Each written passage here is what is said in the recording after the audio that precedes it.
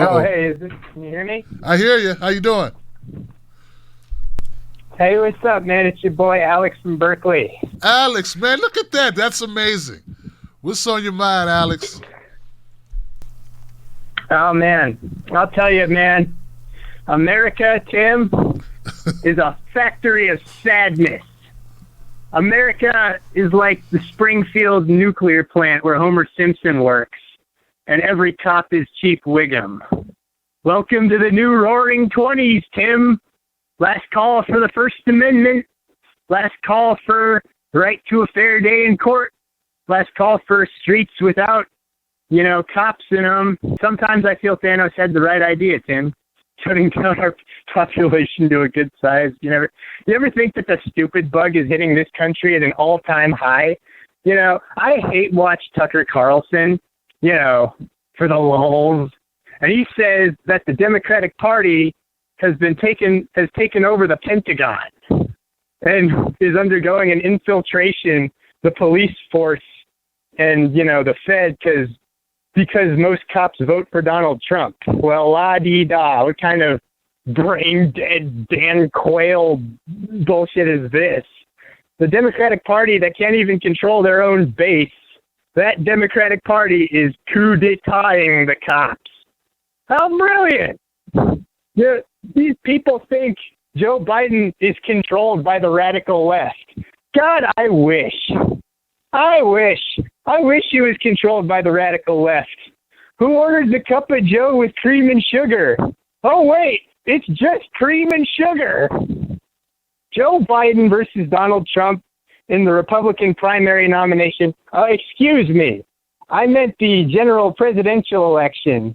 Slip of the tongue there. I haven't seen much of a difference lately. Just think about that. Joe Biden and Donald Trump, the most beatable candidates I've ever seen in my life. Now, how many in the chat out there think we live in a democracy?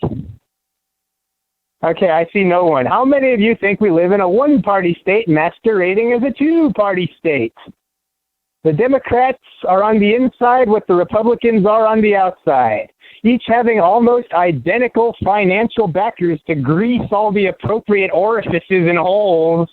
So maybe it's no surprise that war criminals like George W. Bush and Colin Powell are claiming they're going to back Joe Biden. I shouldn't have to say anything about Joe Biden. I already have. If I touched women the way Joe Biden did, I would be in prison. And of course, King Ronald McDonald came back on the TV to assure me that all is well, that the job statistics are looking up even though they've never been worse, historically speaking. He looks even more like a deer caught in headlights than usual, Tim. Have you noticed that? I mean, that no matter how much they package him, he still gives off this vibe like he knows he doesn't belong where he is. I know this isn't really new, but I still can't believe the stuff that comes out of this guy's mouth, and he gets away with it. I mean, the breaking point of race relations in this country via police brutality, and look who we have in charge. A sitcom villain. This is the same guy that called people from Greece Grecians, called Jimmy Carter a European socialist. He thought Friends was a movie, and the Taliban was a rock band. I just made all that shit up, but you know what? I don't know. I don't think we should assume that he didn't say all that. Right. And then he says he's going to fight the Silicon Valley companies from censoring him. And Melania, his wife, who actually has one hell of a evil pair of eyes if you ever looked at her carefully, she says that her do-good project as the First Lady is going to be cyberbullying. Maybe because of what snores on the other side of the bed. I don't know. And then we got our third option, the Green Party. I'll yell about them some other time, but what I'll say right now is somewhere in a corporate building in a rundown city in New York, there's a broom closet with a piece of loose leaf paper taped to it and written in crayon, Green Party headquarters. Embarrassing.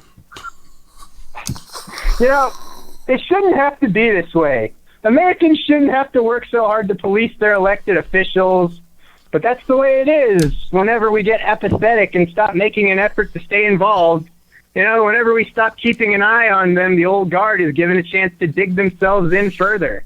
Politicians don't like to be on TMZ, Tim. They don't like being held accountable to the public. Pressure forces their hand. We can't have this tempting possibility of coasting along indefinitely in unaccountable luxury on taxpayer dollars. It's too great a temptation. So the possibility shouldn't exist. We need serious term limits. Private sector people should come in for a short time, do their job, and then go back to their private lives, you know? Corporations are the problem there. Corporations are the critical mass issue now that Vietnam and the civil rights were in the 60s and 70s. We don't even have capitalism in this country except for the little people. We have feudalism, new feudalism, the new corporate feudalist world order. And disenchantment with that is growing at an unprecedented level. You know, a big issue we also need to do is end the war on drugs. Now, let's call the war on drugs what it is. Ethnic cleansing American style. The war on drugs. And, of course, it's a whole lot of fun upsetting the same people who think you're drinking coffee first. Next thing you know, you're shooting up heroin under a bridge. You know, these candidates are just extensions of the owners of this country that fight to keep the rabble sedated and stupid. So, you know, so that the capitalist global international system can keep working for them, and they run off with all the fucking money. Then they throw millions of dollars at people like Sean Hannity to, you know, be an idiot. And even Cornel West can't even do nothing about that. I think you saw the video, right? Yeah. Nothing you can do about Sean fucking Hannity. God, I hate him. You know, who tell us to point the finger at poor people who use food stamps to pay for cup of noodles and Campbell's chunky soup so they don't go hungry in the richest nation on earth. Everyone's robbing this country and sucking off your hard-earned tax dollars. Really? We're supposed to rub our monkey craniums for a while and go, you know, he's got a point. He's spending money he didn't earn on Campbell's chunky soup so we don't go hungry. It's bullshit. Bullshit, Tim. The bank, you know, the bank shouldn't foreclose on poor people just because, you know, they can't afford it, just because of COVID-19. We got to get more unified. We've got to make sure that this election never happens again. I don't want to come here 4 years from now and see something worse than Donald Trump and Joe Biden. All right? Remember, right wing or left wing, it's a big club, and you ain't in it. I yield my time to you, Tim. Alex from Berkeley, ladies and gentlemen. Alex from Berkeley. Thank you, Alex. I appreciate you, man. If the news you watch makes you more confused after you watch it, watch the Tim Black Show and know what's going on. Go to patreon.com, Tim's Take Live. Join today.